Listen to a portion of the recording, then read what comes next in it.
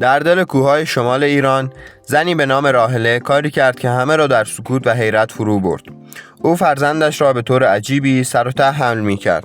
کسی دلیلش را نمی دانست تا روزی که راز وحشتناک و باور نکردنی پشت این رفتار فاش شد.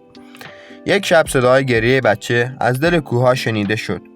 همسایه ها وقتی به دنبال صدا رفتند با صحنه روبرو شدند که هرگز فراموش نکردند. راحله وسط جنگل ایستاده بود. بچه در پارچه‌ای سر و ته آویزان بود و هیچ حرکتی نمی‌کرد. پیرمردی از اهالی فریاد زد این بچه مال خودش نیست و درست همون لحظه همه فهمیدند چرا او سالها این گونه بچه را حمل می‌کرد. راحله سعی داشت هویت واقعی آن موجود را پنهان کند. موجودی که ظاهرش شبیه انسان بود اما چشماش مثل حیوونا می‌درخشیدند.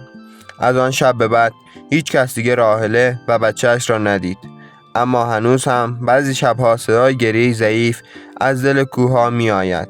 گریه‌ای که همه می گویند صدای همان بچه است.